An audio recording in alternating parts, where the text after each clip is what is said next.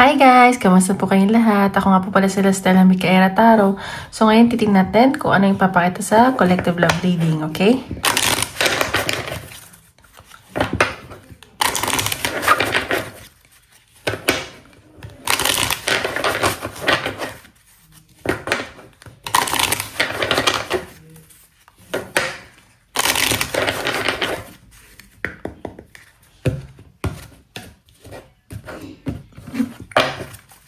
Guys, paalala lang po ha, hindi po lahat tayo makaka-resonate. So, take what resonate and leave what doesn't, okay? So, kanino energy? Okay, Lomas. Okay. Mystic. So, nakikita ko dito, may mga pinag-aaralan kayo sa connection nyo. And sa nakikita ko, yung energy nyo, may mga minamanifest kayo, ganyan. O yung person mo minamanifest mo, pinagdadasal. Meron ditong, hindi ko masasabi, yung mga love spell, ganyan. Parang gusto nyo mapunta sa inyo yung person mo and nag-cleanse din kayo. And sa nakikita ko may gusto kasi malamang totoo eh. Parang napapagod ka na sa mga pagsisinungaling ganyan. And parang meron dito iba nasasakal kasi controlling.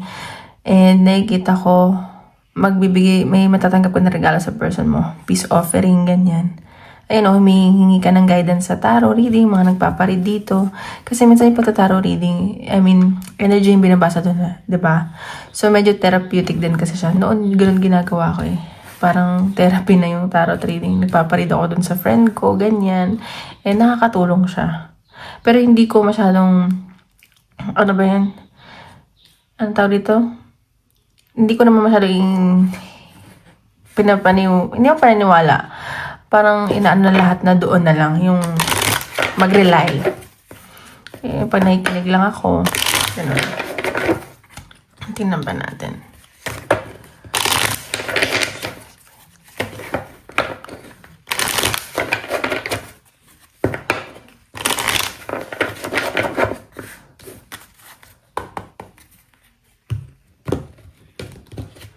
Guys, paalala po ay kung sino man gusto magpa-private reading, message na lang ako sa Facebook or Instagram, nasa description box below. Yan to. Oh, bakit parang may nangyaring ending dito ng sa person nyo? Or ex na to? Tingnan natin. Clarify natin. Okay, may isang tao dito, ex mo, nag-iisip sa'yo. Siguro iniisip niya may bago ka na. Ganyan, may bago na nagpapasaya sa'yo, nagmamahal sa'yo. May bago ka na entertain. And sa nakikita ko, parang umaasa pa to yung person, yung ex mo. And yung sa iba naman, merong kakagaling lang sa breakup, tapos merong nakilalang bagong tao, nagsa-start mag-move forward. Alam mo yun, ayan may magandang kaperahan ako nakikita sa inyo. Ikakasal. At may pag-travel talaga palagi. Makikita ba kayo ng person mo? May celebration ako nakikita, matagal nyo tong inantay. Baka LDR din kayo ng person mo, magkikita na kayo. Ayan, so medyo mapapagastos kayo dito. May kasalan din akong nasisense. Ayan yung nakikita ko. Ayan, so tinampan natin.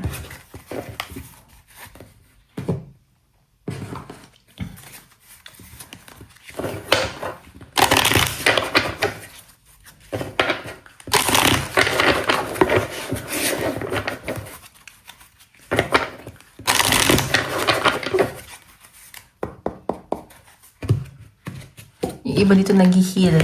So, nag-entertain na ng bago.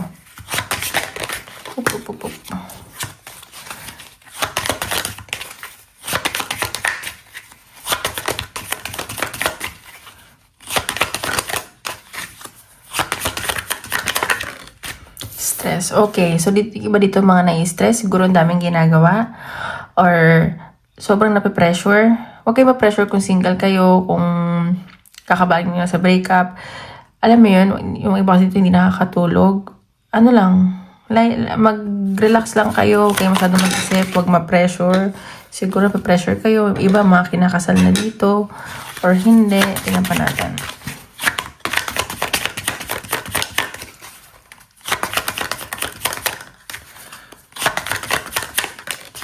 Collaboration. Ayan. So, sa nakikita ko dito, humihingi ka ng advice sa mga friends mo, nakikipag-usap ka, or nagpapakabisi ka sa work, or yung person mo, ka-work mo, and nakikita ko, may unity naman sa inyo ng person mo. May mga pinag-uusapan kayo, plans nyo in the future, ganyan. Or sa mga single naman, parang, alam mo yung, hindi mo inaano masyadong sarili mo. Siguro stress ka sa work. Ayan o, may mga blessing na paparating sa inyo ng person mo, sa'yo.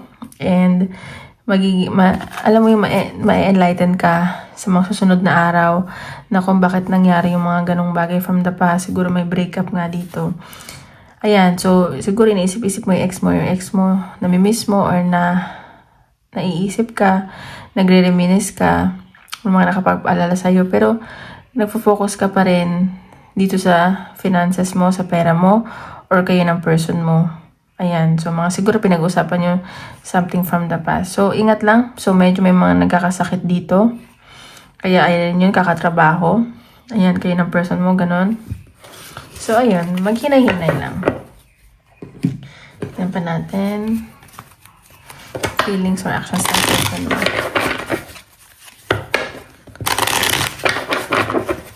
Nararamdaman sa'yo ng person mo.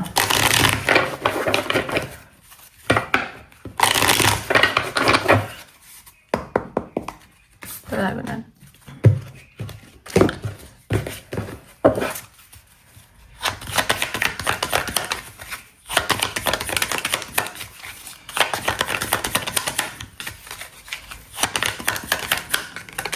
Okay.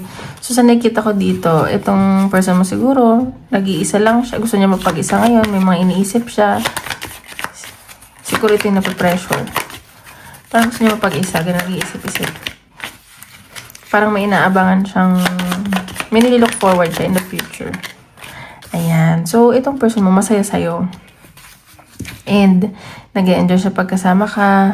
And, nare-refresh siya sa energy mo. Ganyan. Alam mo yun. Ikaw nagpapabrighten ng araw niya.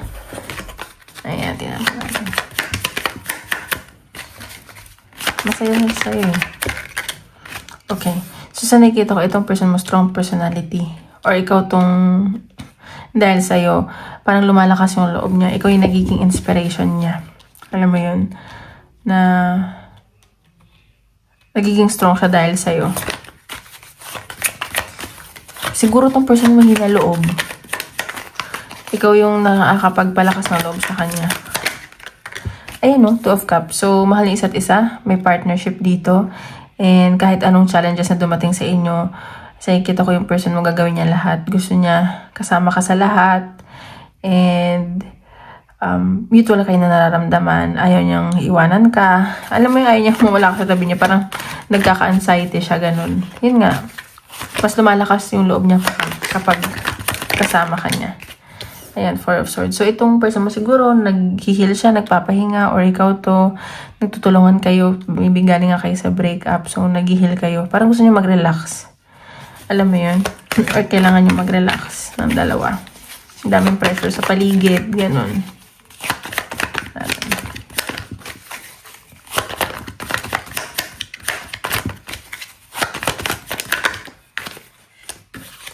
Ayan, so Devil. So, nakikita ko dito medyo may pagka-obsession lang and toxic. Siguro, yun nga, yung person mo obsessed sa'yo, patay na patay sa'yo. Ayan, so, inyong, kailangan yung balansehin yung mga bagay-bagay. Ayun, may paparating sa inyong malaking transformation. At siguro nga may papakasal kayo, may malaking perang paparating sa inyong person mo at gusto niyo mag-provide sa'yo. And emotional din tong taong to. Kaya siguro mahina ang loob kasi, alam mo yun, emotional siya. Ayan, no? The Lovers. May celebration ako nakikita. Ayan. Very passionate kayo sa isa't isa.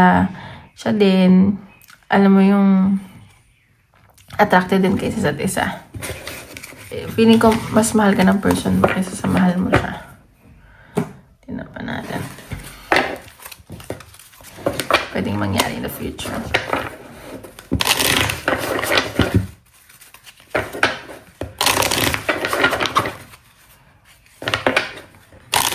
Outcome.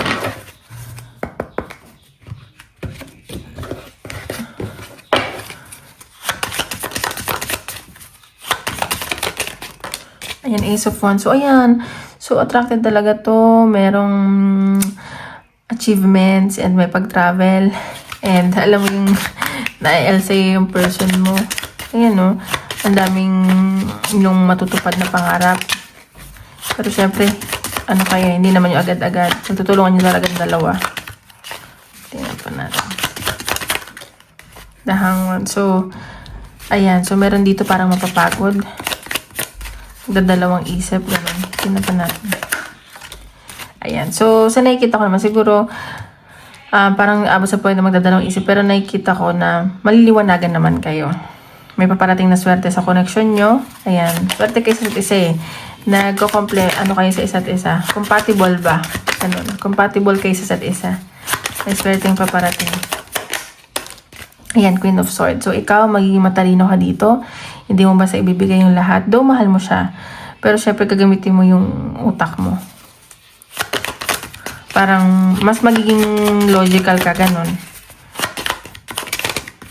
Natin. Pero, dapat naman yun, di ba? Hindi laging feelings natin, nararamdaman natin. Kasi, hindi rin maganda yung magde-decide kapag emotional ka. So, kailangan din na gamitin din ng isip. The Empress. So, ayan. So, ingat lang dito. Baka may mabuntis. And, sa nakikita ko ka ng person mo as wife material, mother material. Ayan. So, ang gandang-ganda siya sa'yo. Ayan. Meron kayong mga, tawag dito, mga magbubunga yung mga pinaghirapan nyo. Ganyan. So, ayan. Maraming blessings na paparating. Ayan, Two of Swords. So, siguro iba sa inyo, magdadalawang isip, papapagod. Kasi ang daming gagawin, ganyan, ang daming sa kayong responsibilities. And sa nakikita ko, baka mayroon misunderstanding, may pagka-controlling, ganun. So, ayan lang. Magsisave din kayo eh. So, pero nakikita ko more on magiging practical kayo. Pero dahil, mahal nyo naman isa't isa, ganun. Tingnan po natin.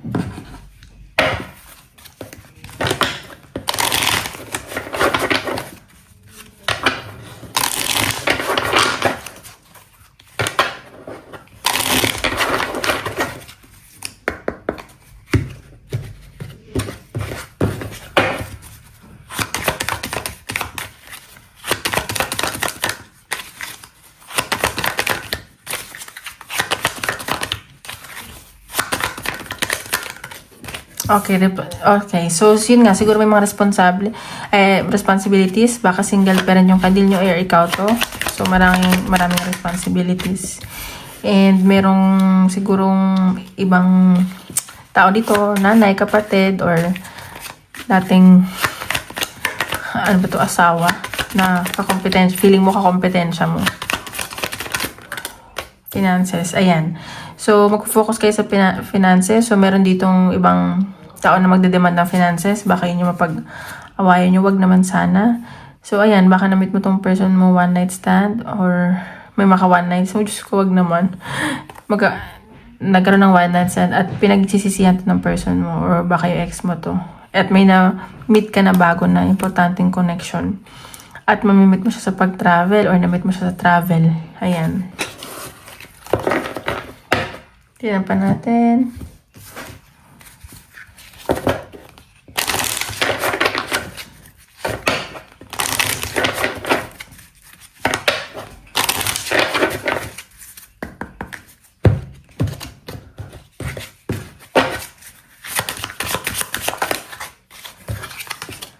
They'll be back. Expect to hear from them soon. Ayan, so may magpaparamdam sa'yo. Hindi ko nasisense tong new person. Or kung kung nag-away man kayo, message ka niya. Or baka ex mo to. Magme-message. Parang hindi mo inaasahan to. In the next few days or next weeks. Distance. So, ayan, magkalayo kayo ng person mo. And yun yung parang nagiging problema nyo. Ganyan.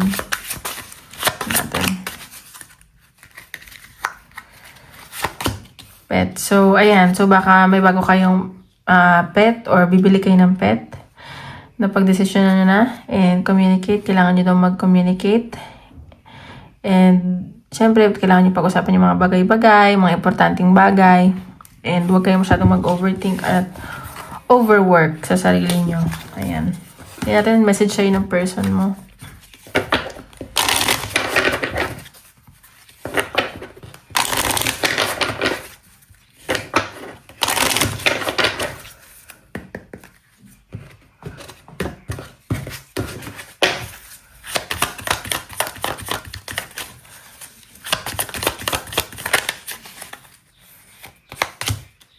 You were the best thing in my life. Ayan. So, mahal na mahal ka talaga niya.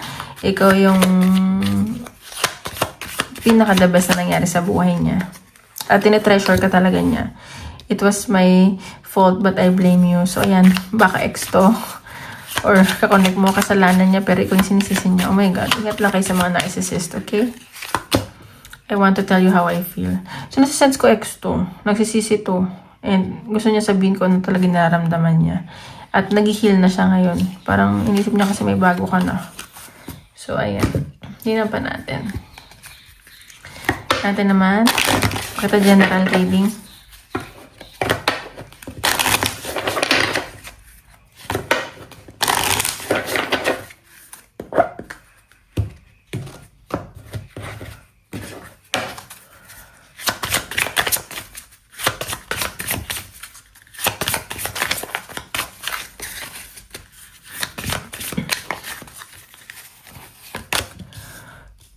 Tower. So, may nakikita ako dito na medyo iba nalulungkot, gusto lang mapag-isa, o yung person mo.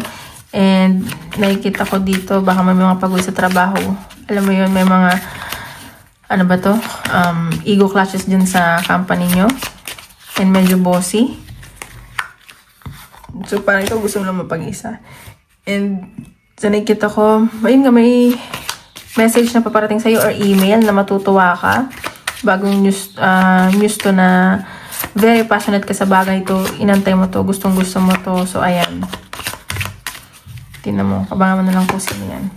Ayan, so, maybe someone na mabait and siguro kamag-anak mo, dad or kapatid or someone na nagbigay sa'yo ng, alam mo yun, na feeling na home, ganan. And nakikita ko mahal ka nitong taong to. At mabait to. Baka makatanggap ka ng message from him. And focus ka lang sa bahay. Gusto mo lang dito sa bahay. Ayaw mong lumabas kahit saan. Kasi parang nalulungkot ka ganyan. Ayan. So, sa nakita ko ang daming, may mga nag-iisip sa'yo eh. At nag-iisip sa'yo. May mga, parang dadasal ka na lang. Pero may mga kailangan kang gawin. Ganun. Ayan. Tingnan natin. Advice ni Universe.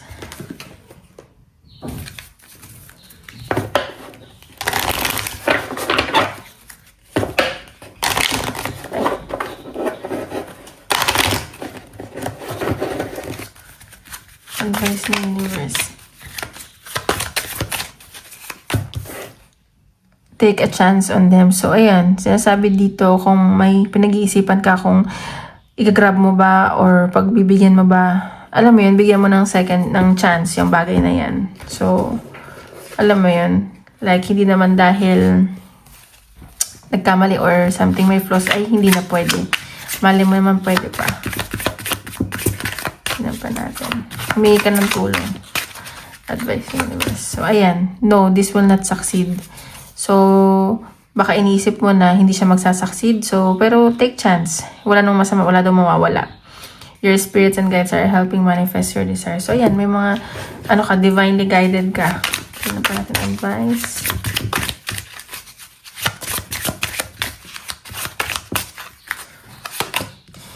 It is not the right fit for you at this time. So, ayan. Baka hindi pa para sa'yo, kung ano man yan. So, ayun. Tingnan natin. Question. Isip kayo question. Tingnan natin. 1, 2, 3. 1, 2, 3. Titigan nyo mabuti kung saan kayo magre-resonate, kung alin yung naiisip nyo buksan. 1, 2, 3. Okay, go. Number 1. No daw.